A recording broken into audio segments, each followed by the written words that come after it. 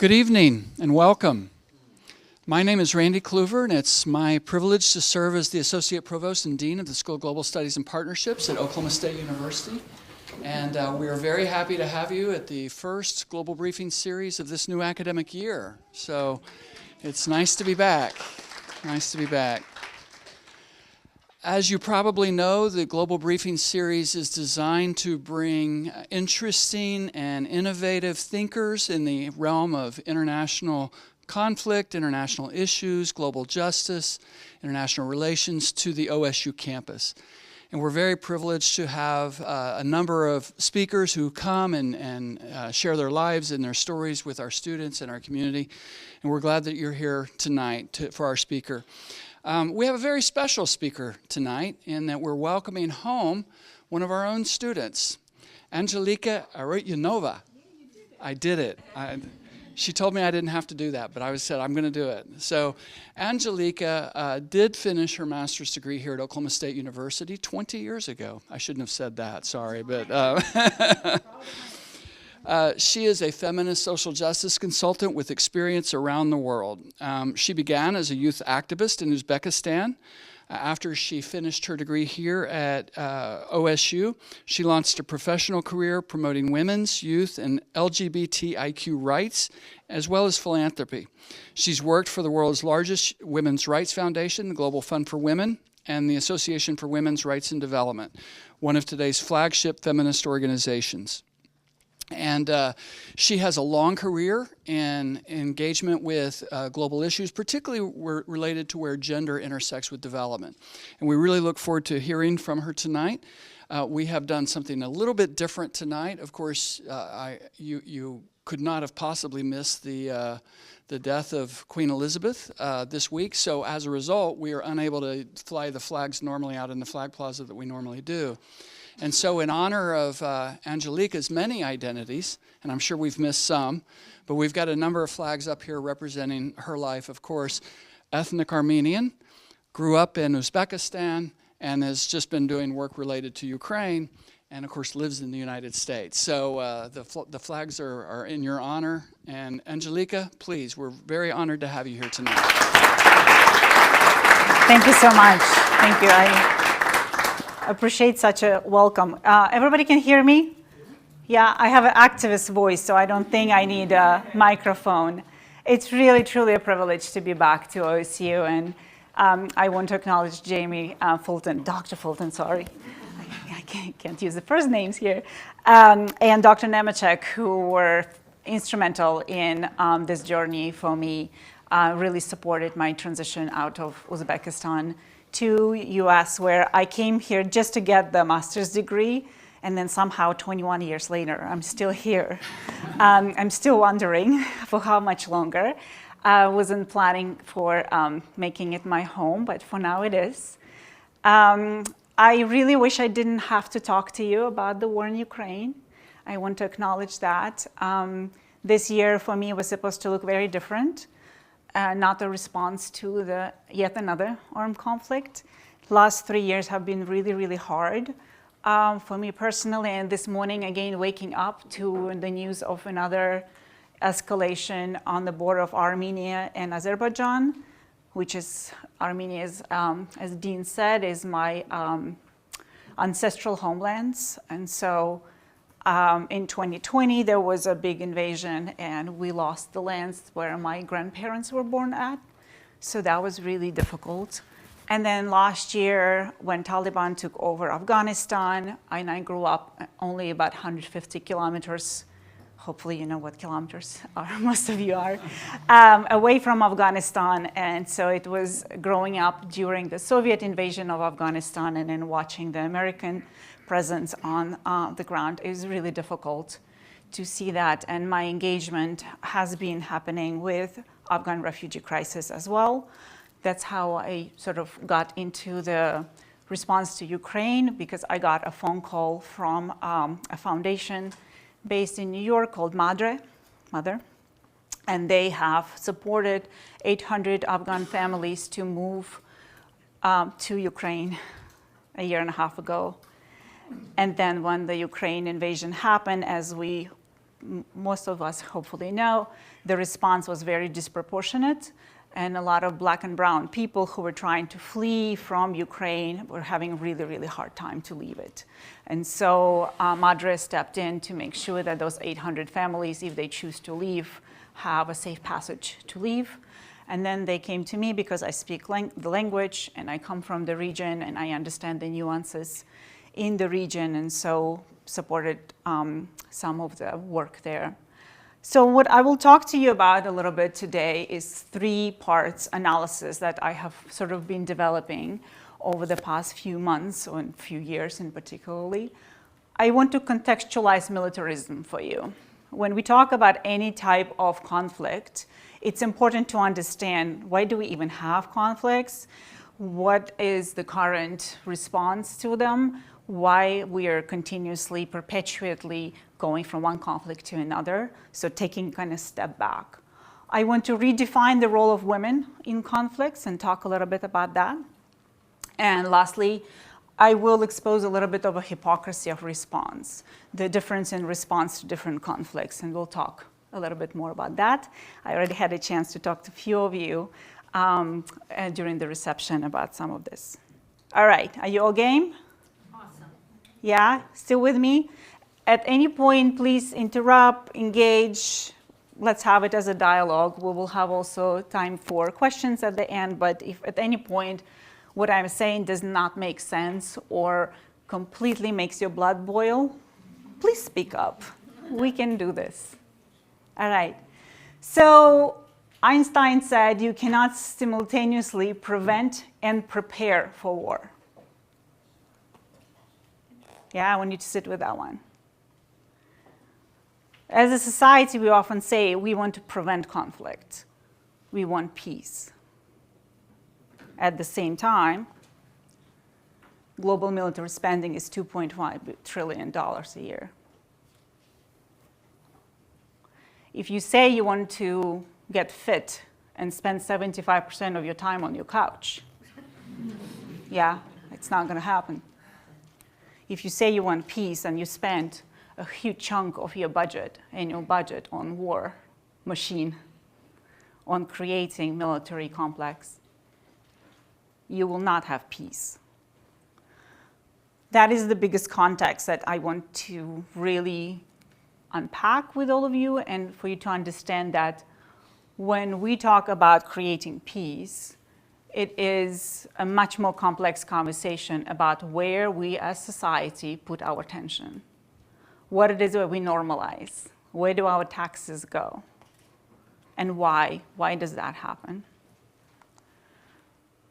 So where money does not go.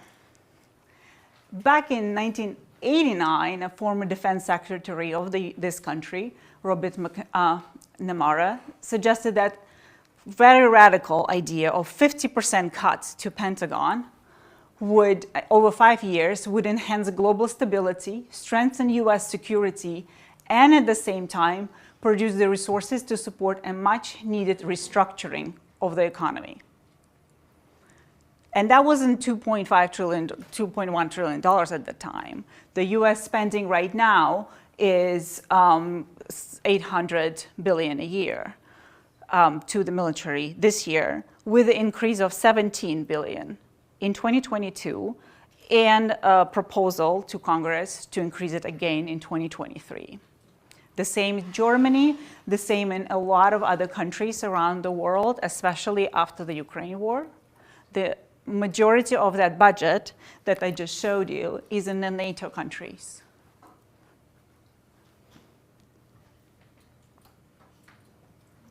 Yeah?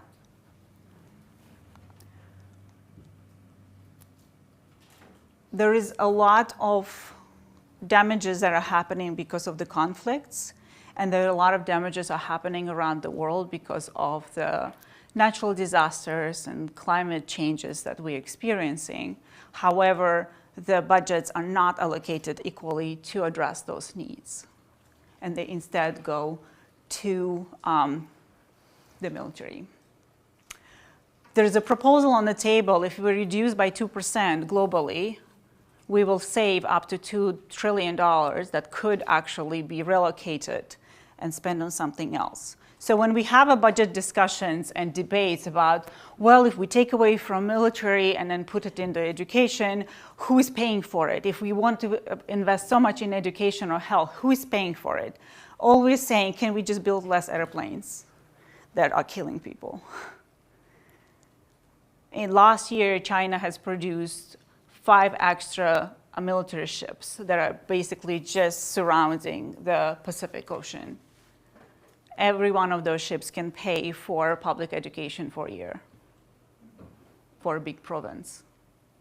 So just comparing of where we are putting our money in comparison to what we are not paying for. And then people say, but we have to protect ourselves, Angelika. How are we going to protect ourselves? And so there's the concept, if you don't know, it's a tragedy of the commons. It's a perpetual cycle. If my adversary has a big military, I have to have a bigger military in order for them to fear me. And then when they fear me, they build a bigger military, so I fear them. And it's a perpetual cycle of nobody's actually ahead, nobody's winning, but we are all losing, because in the meantime, we're not putting money in health, in education, in social justice. And it's a perpetual war, muggling, fear-based that we are continuing. But why war is profitable? It's still happening, right? Somebody still thinks it's a good idea, in addition to the fact that it's a perpetual cycle of we are fearing somebody, so we need to be stronger. It is profitable. Politically, it's a really good recipe to being elected. You create an external enemy. You make your people be fearful of others outside of your country, outside of your neighborhood, and you say, I am the one who will protect you. Fear really helps with elections. It also helps with tyranny. Why Putin is still Putin?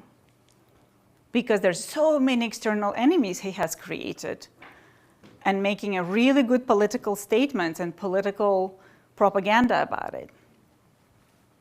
Culturally, it's also very profitable, especially in economies. If you look historically, most of the wars have started when the internal economies in the countries have been in a really low point.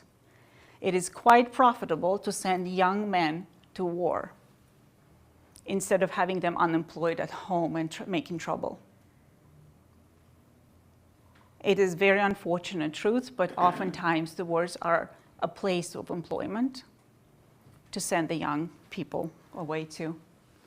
And it is very good for capitalism, because if you look at all of those budgetary spendings, they actually go back into a profitable companies and corporations that are producing all of those equipments for military. It's not really spent on the public good, right? It goes back into the budgets of the corporations. So who pays, who dies, and who profits? That's a cycle of military industrial complex. You all still with me? Have I depressed you all already? Yeah, I'm sorry about that. Hopefully there's going to be a continuation of reception after. So what are the alternatives? This is some good news, and why I still wake up in the morning every day is because there are alternatives. However, the alternatives need to be very well resourced.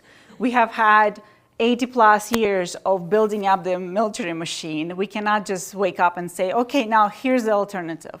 So we really need to be divesting money from military and putting into the communities that have been impacted by those conflicts. And that they have solutions that they haven't even had a chance to breathe and think about and have spaciousness to think about.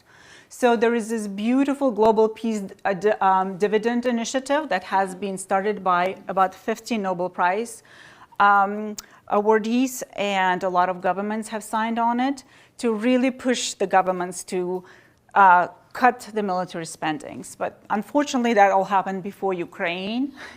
And so that the initiative definitely is going to have a bit of a trouble getting off the ground. Also, really, investment in resources to reframe peace and security agenda. that is led by the impacted communities. The peace and security agenda, we don't want to get into that rabbit hole. It will take us a long time. However, it is not created to maintain peace. It is about how to make sure that the military goes out and then the international community goes in and controls and supports the societies to recover. And oftentimes that's like a second invasion that happens. And so redefining what that looks like, and there's a lot of the feminists around the world that are sitting down and thinking through what that would look like. And especially now with the Afghani, Syrian, and Ukrainians sitting at the same table and really thinking through what that would look like. That's the alternatives, but it will take time. It's not going to happen overnight. In the meantime, I believe women are living the piece by piece. Sorry for being cheesy here. This picture is from just 3 days ago, 4 days ago, I don't know, I lost track of time and continents. I was in Poland. That picture from a beautiful resort in Poland where about 45 feminist activists from 5 bordering states to Ukraine have met to think through of, first of all, how to survive this, how to sustain themselves. So we had a lot of time that is not photographed in a spa for a reason, because we do believe in rest. A lot of us who do this work, we are really exhausted emotionally, and there's a lot of trauma that people have been through.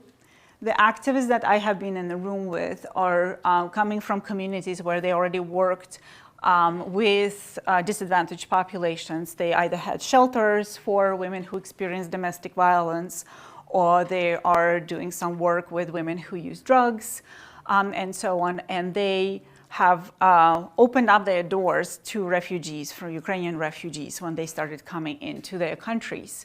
And interestingly, the international spaces all started really thinking about them. Oh, we will invest money in you to support Ukrainian refugees. What it has created is actually that really unhealthy dynamic with local populations, because now the Ukrainians are getting so much support, and the local populations and these activist groups have been surviving on $20,000 budgets a year, now have the infusion of 100,000 just to support the Ukrainian refugees. So I will talk a little bit more about this, but in the meantime, I really want to talk about the role of women in conflict. And there's 2 of them. There's fictional one and there's a real one that I see. The fictional one is a victim. How often do you open an article about the conflict and it says women and children? How many titles grouped together? Women and children, women and girls. What does that do psychologically? Protection. Yeah? That's a population that needs protection. That's a population that doesn't have agency to decide what to do about themselves, and they need to be protected. There is in international development, if those of you who study it, you will see that there's a really big differentiation of the framework of protection and rights. There is a safeguarding protection mechanisms to populations that cannot take care of themselves. And then there is a rights-based, trust-based agenda that believes that you have an agency to decide how you want to be treated. When we group women and children together, we take away that agency from 50% of population. Yeah. What I see in my work in 20 years of working in the feminist movement around the world is that the role of women is actually not that. Yes, do women get impacted by the war? Absolutely. Do men get impacted by the war? Absolutely. Do they have very different ways they are impacted? Absolutely. We have very different ways of looking at the spectrum of the gender and how people are impacted by the conflict. However, does it take away my agency from saying how I should be treated in the time of the conflict, just because I experience it differently? That should not be the case. So in the real cases, what I do see in response from the women's movements in particularly is that they are the ones that are the first respondents. They are the ones who are dealing with the trauma and the healing the trauma in their communities. They're the humanitarian aid providers. They're caretakers, peace negotiators, and much more. And I can unpack each one of them much more for you. And on the example of Ukraine, first responders. When the war broke out on February 24th, the international community was, first of all, in shock, didn't know where to even start, and for at least 3 weeks, there was no entry points into Ukraine. So the first responders and humanitarian aid providers and trauma healers, the feminist organizations in Ukraine are strong, and they have been doing their work for a really, really long time.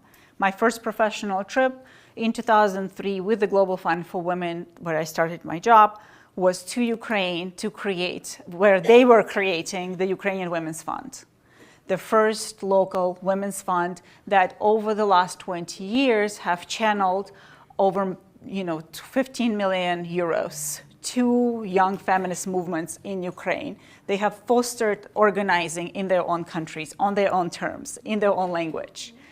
And there was a lot of LGBTIQ organizing, a lot of Roma organizing, understanding the intersection of different identities, and it was really, really powerful to see them pre-war. And then when the war started, they all shifted and said, okay, here we are. This is our work now. Yes, we are ourselves, not sure if we can stay in this country, but we will do what we can. And they were the ones responding. They were providing humanitarian aid. They did the mutual aid supports system within their communities before Red Cross and others even showed up in the country. These people were already doing it, and they were already responding. The same were the feminist organizations in Poland, Moldova, Romania, Slovakia, and Hungary came to the border towns immediately and were welcoming people.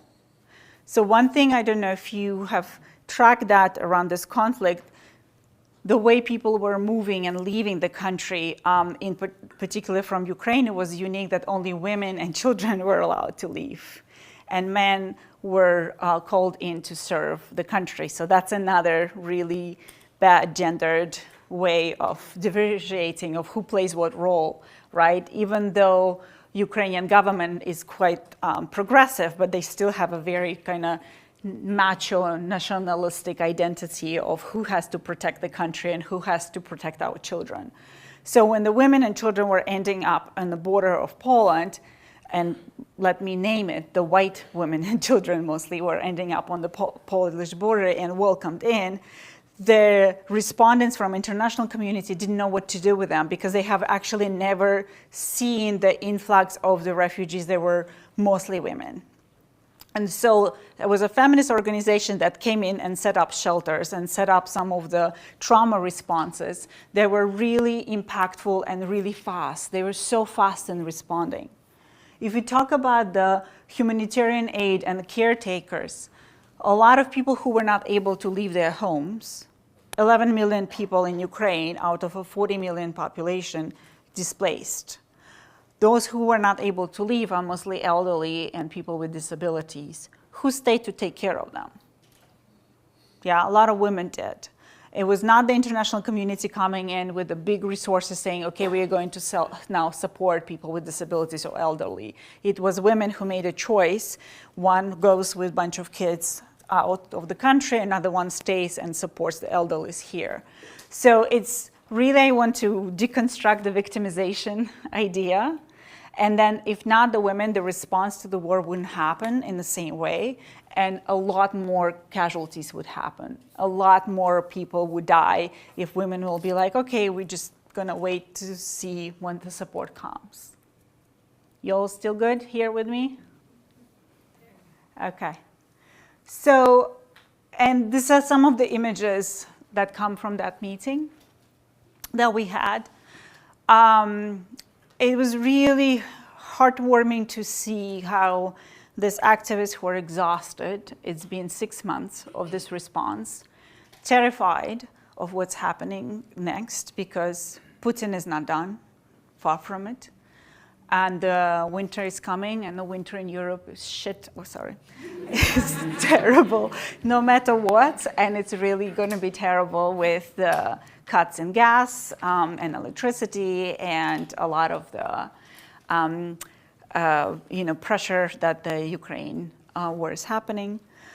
And at the same time, what we did in this meeting also is building up this kind of imaginary world and solidarity of how to survive it, and recognition and realization that comparatively, actually, this crisis have gotten so much more support and so much more response, and how we could do more to really elevate the voices of the other conflicts and make sure that we are meeting with others. So one of the conclusions of the meeting was, can we have these meetings with Afghan feminists, Syrian feminists, and others who have been impacted by the wars and haven't been given the spaces to get together and meet the way that the white population in Europe is. And this kind of leads me to the hypocrisy. There are two parts to the hypocrisy of the response that I see. The first one is, it's like two-part series of hypocrisy. The first one is who decides what response should look like and what needs need to be met and how. Here I want you to play with me. For a minute, imagine this is where the war is. Kansas attacked Oklahoma. You're like, nah, it will be Texas. Yeah. I see you. Okay, let's just imagine. Friendly Kansas woke up one morning and like, we won the territories on the south border. 50 miles down, cut off. We're going to put the mines all around where we think it's our territory so nobody can come in. Yeah, you with me? Imagine that unlikely scenario. The towns are cut off, no electricity, no gas, no supplies can come through. Who responds? Who takes care of you? I'll tell you who. A giant international organization gets together in Delhi, India, and decides how to respond to the crisis in Oklahoma. I love your face right now. You're so confused. Why would they? That's how we feel. Yeah? Sitting in Afghanistan and suddenly having a shipment of beans from US and we're like, we don't eat beans. Imagine the humanitarian aid comes from India, curry, Kerala specialties, beautiful garam masala, and you have no idea what to do with it. That's the international response. When we are not asking the locals, what do you need? How do you need it? Are you already responding? Some of the heart-wrenching stories I'm hearing from all over the world where international community comes in and completely ignores civil society and organizing in the countries where they came in. They come in as if we don't exist, as if they're just setting up the shop from the ground zero.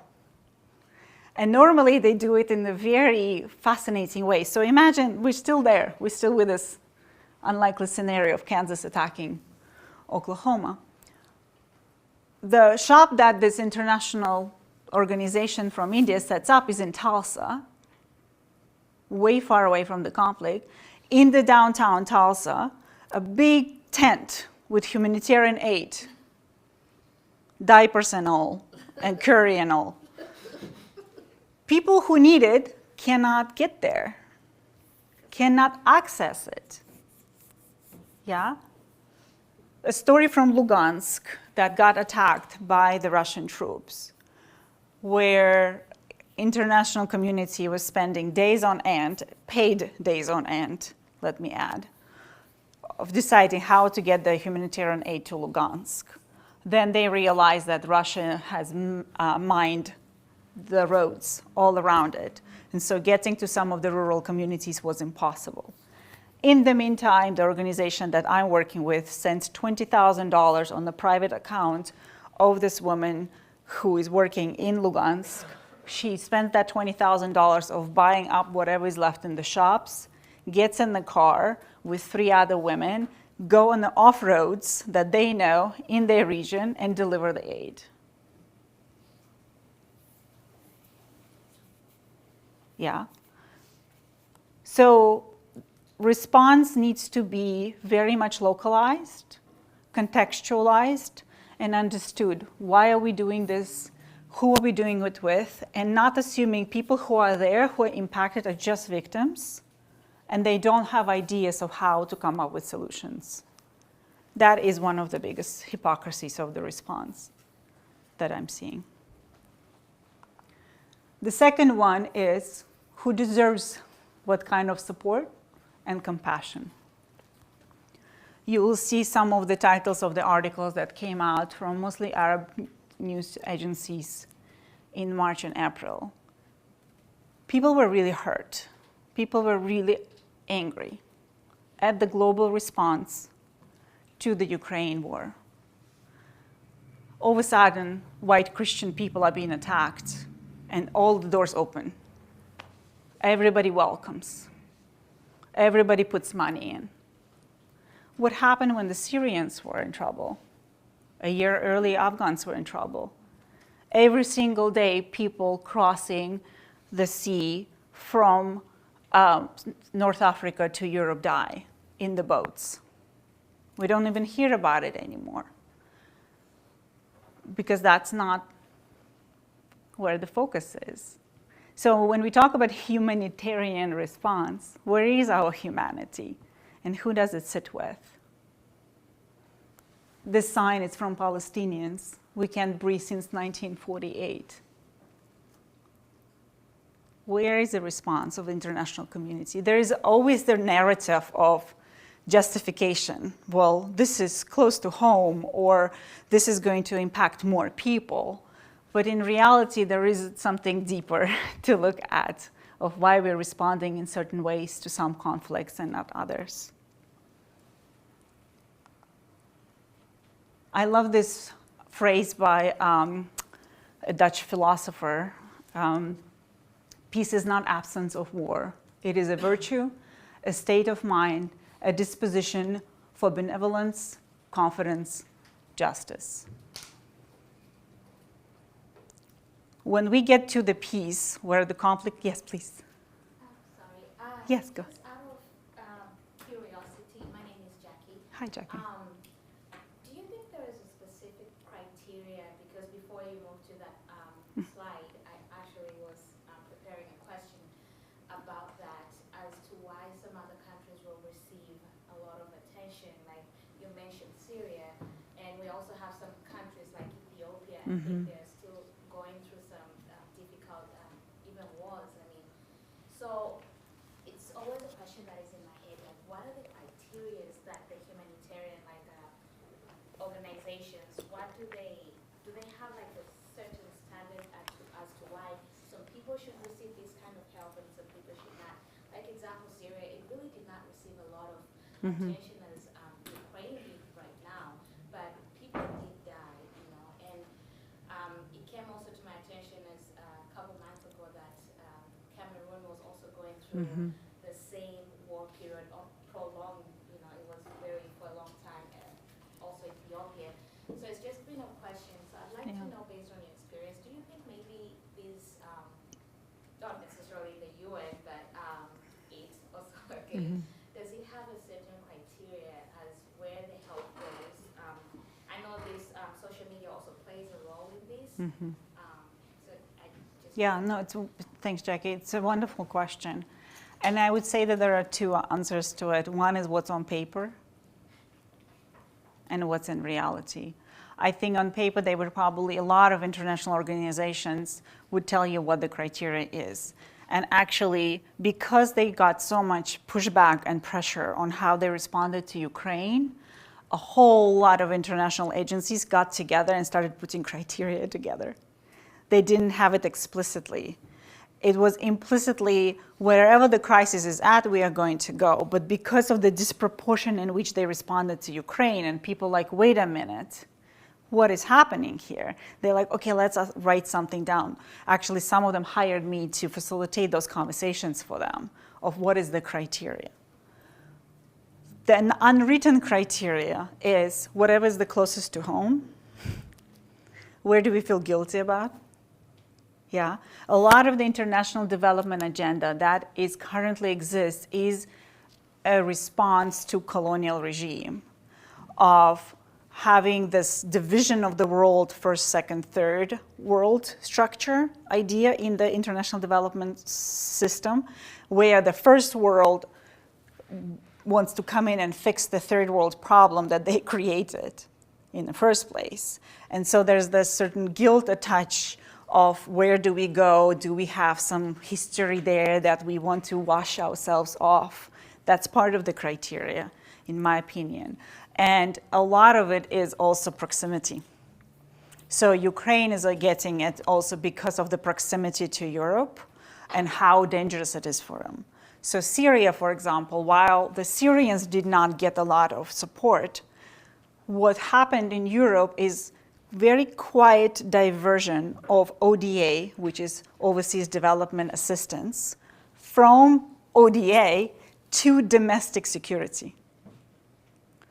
A lot of governments in Europe that we believe are very progressive governments shifted their resources from going overseas to support development in other countries to their own security, to prevent immigration from those countries, to secure their borders stronger. And they did it very quietly. So on one hand, they have a lot of talk about progressive governments, about wanting to support the world and bring peace around the world. On the other side, it's the borders are getting stronger, they're building bigger walls, and they're very accepting of who they will let in, who will they not let out. Poland is a great example. They were awful, terrible, terrible to anybody who does not look like me or whiter. Terrible. The second Ukrainians get attacked, please come in. Please come in. Christian, white people, welcome.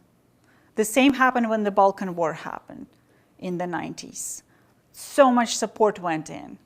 And that was right on the heels of Rwanda. And it took so long for international communities to even think about genocide in Rwanda.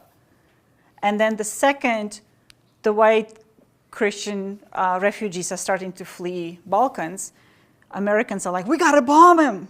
We have to do something about it. So not a direct answer to your question, because I don't think the field, I am very critical of it. I'm very, very critical of the international development field.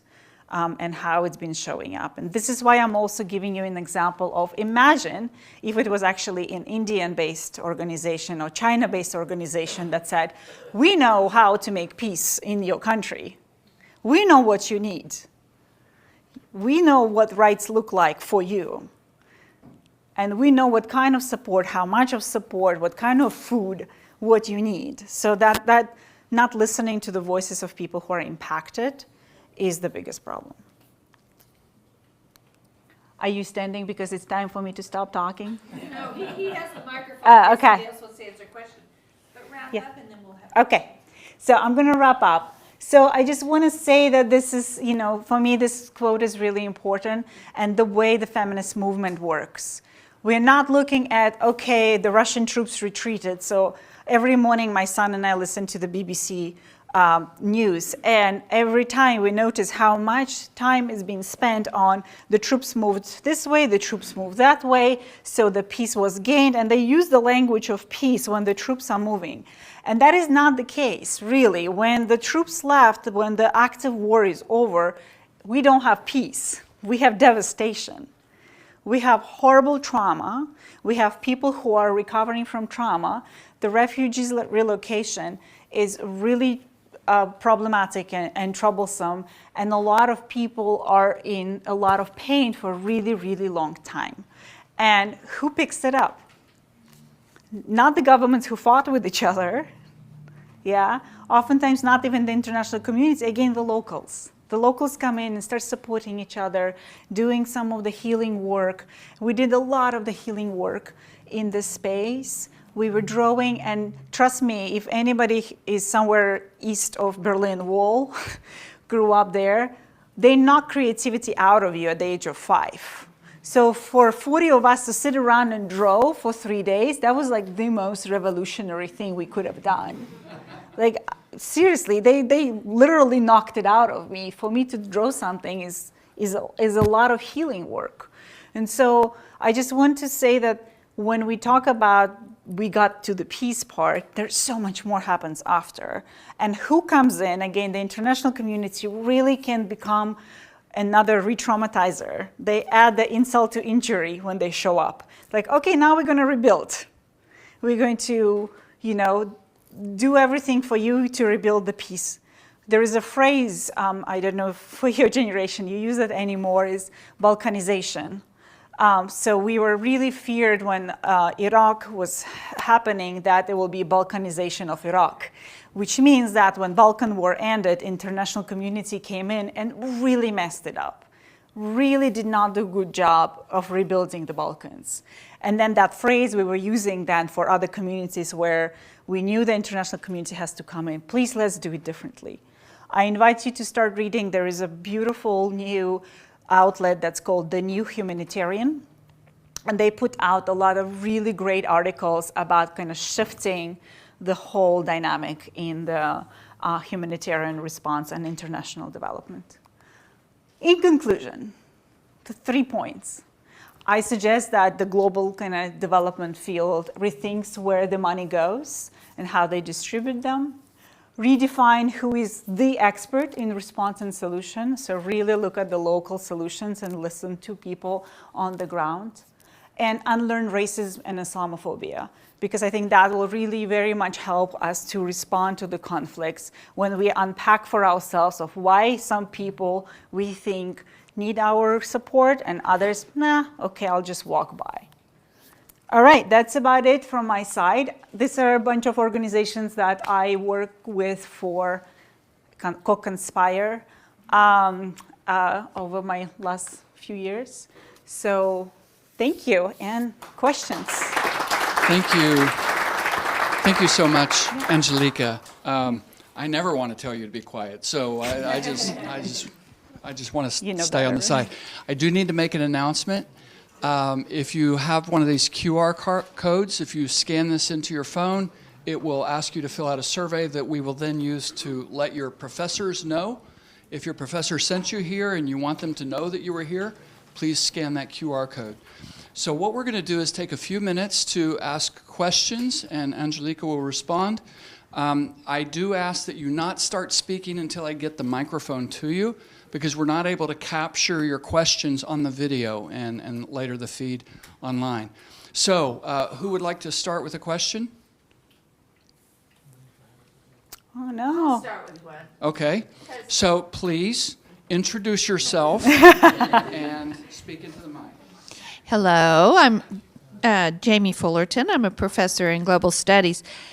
So, Angelika, I, of course, agree with everything you said, but I want to play devil's advocate a little bit here, because Kara and I have been having this discussion, this very discussion about the Ukrainian being white Christians and how much attention they were getting, and I argued with her about geopolitics, that maybe we have an interest in Ukraine because of our situation with Russia, our natural adversarial position with Russia, and because they're so close to Europe, which is very geopolitically important to the United States. And that in other countries, where, like in Ethiopia, for example, Jackie brought up that example, it was a civil war. They were fighting each other. Nobody invaded anybody else. Yeah. Okay. So please tell me why I'm wrong. No, you're not. You're not. You're absolutely right. You're absolutely right. And there happen also to be white. The Russia has always been and always will be the sore eye for the U.S. So as U.S. to Russia. That is really long history, and it started with the UK. So if you look at the map of, now that the Queen died, maybe you have seen some of the memes going around. There's only 26 countries of the world that Britain has never took over, and those 26 is Russia. So it's like there's always been this West versus, Russian nationalism. And yeah, the geopolitics make a whole lot of sense. And this is why I do believe that Europe is responding so strongly, because he's getting closer and closer. And I don't think that they are doing the same in, let's say, Central Asia. He's also taking over Central Asia again, right? And geopolitically, we are also kind of important, you would say. But there is a certain flair of the who. And Ukrainians, if you ever met a Ukrainian or seen most of them speak English. They're very eloquent. They're highly educated. They're also quite proactive in speaking up for themselves. And it's a very different idea for an American as an international community coming in to support that versus the people who we don't even understand how you exist and operate. Geopolitics for sure make a difference, but I would not dismiss the praying to the same God and looking the same. Please introduce yourself. Right. I am Dr. Holly Hansen from Political Science. So you spoke a lot in your talk about women's movements and especially crisis response. And I was interested in, one of the things I study is kind of post-conflict societies. And so I was interested in whether you've worked with groups who've been engaged in kind of post-conflict peace and especially peace building, and what sort of work they've done and how that's helped transform these societies and really establish a better kind of better peace. Mm-hmm. Thank you. I will give an example of the Balkans, again, where I gave a little bit, because I know that context better than some others. And I want to, again, say that there's a continuum, right? It doesn't just happen like pre-war, during war, post-war. There's a continuum of relationships. And this is one of the things we're also experimenting now between the Ukrainian and the Russian feminists, where there's such a big breakdown in connections. What happened in Serbia when Milosevic decided to annihilate the entire population of Bosnia is the feminists in Serbia came together and created this organization called Women in Black. And that was their form of protest. They were wearing black and coming to the main square every single day, and they just had one slogan: "Not in my name." They were protesting the genocide and then saying that this is not happening in my name. And they continued it throughout the war. They continued having relationships with people who were, to them, were portrayed as savages and they deserved to die, all of that. And that's what happened post-war. They also all came together because there was already the relationship being built, right? And then they haven't betrayed their sisters, so to speak. And so it was very easy for them to make a connection, and there was a lot of healing work that they've done together. I've been fortunate enough to be in some of those meetings where anything from coffee and cigarettes in the morning and singing in a fountain with a glass of wine in the evening, the healing work was happening across, and they were singing together and co-creating the spaces together. And those are the people who actually were able to push back on some of the peace and security agenda that was proposed to them. And then they were able to do some of the government shifts. So if you look at the Serbia, for example, they put in some of the legislation changes in the 2000s that are preventing anything like this happen ever again. So those would be examples I would give. And I've seen that in other places as well.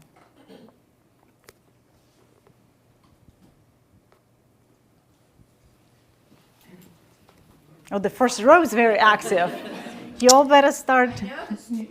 Hi, Angelika. Kara Eubanks here in the School of Global Studies and Partnerships. So for those of us sitting in the room that see the posts on social media, that hear the news every evening about the atrocities going on around the world, and a lot of what you're saying is that a lot of these international aid organizations aren't doing maybe the best job How can the average person sitting here in Stillwater, Oklahoma today, what can we do? How can we contribute?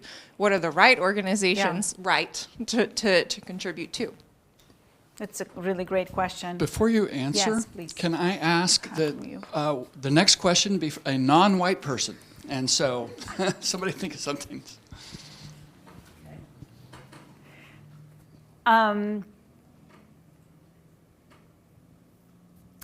I would say it's easy to give the money to whoever's going to shows up first, and it's also very emotional response, right? We often have. But one key question I would ask whenever you are donating is how much of that money goes to the communities, and how much does the community participate in the decision making of how does the money distribute or what the money goes to. So if it is an international agency that has like 80% overhead, and they only send people from US to work in the community, I wouldn't give the money to them. They have plenty already. But if it's an international organization that's like, our job is just to decolonize wealth, just move the money. Just take the money from where it's at and move it to where it's not, and then trust the people to do the work. Those are the ones that I would donate to. And I can take you through my list. I don't work with anybody that I don't trust that do a good job in the communities. I probably won't need it. No, you do. I will. Okay, cool, It's not for me to hear you, it's for the video. Got you. My name is Calvin McKinney. I'm in the School of Global Studies master's program. My question is, how would you suggest that local landlords integrate families that they take in into their communities, and any advice on how to treat, for example, Afghani refugees that come into local communities? Yeah. Thank you. I think the phrasing that you use, the landlords, is actually really helpful. Of when people share our spaces and we invite people in the spaces that we think we own, like we can also think about like where did that ownership come from, right? How much of privilege that we have to have certain resources and on whose backs it was built. And so that thinking of sharing and giving the space to others to share in the resources that we have is a really good attitude to embrace when we have more than some of the others, and why they don't have what we have. And welcoming the communities who are coming in here, I had a privilege to meet with some of the Afghan students today, and just the trauma that they came here with. You will not understand it, of course, because you haven't experienced it, but having a moment in a day to hear someone or ask them what they need. I didn't come from the war zone when I moved here, but I still came from a quite stressful community, and every single day worrying about not being raped, walking to school or coming back home. And that creates a certain level of trauma that you walk in with. And so when people around you kind of have a little bit of a humanity of like, I don't understand where you come from, but I see you, and I want you to know you can turn to me as a neighbor. I think that is the biggest you can do. And also think about it, like most of those people are coming from very communal cultures. They come from societies that really spend a lot of time in community. And so how to recreate some of that sense of community here in whatever way possible, that will help. Does that help? I think we've come to the end of our time. I do want to let you know that on October 6th, we will continue with our discussion on peace. There'll be a reception at 4:30, a very special announcement for the School of Global Studies.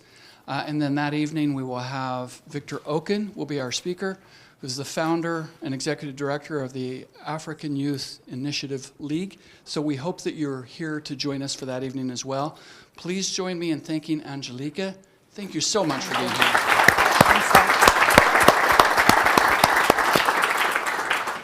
And I know you've expressed sort of the emotional impact of thinking about this all the time, but I actually hope that our students, along with myself, have found it very refreshing to have you cast a glance at these issues of peace. Thank you very much. Thank you. Thank you all for being here. We hope to see you again October 6th. Very good.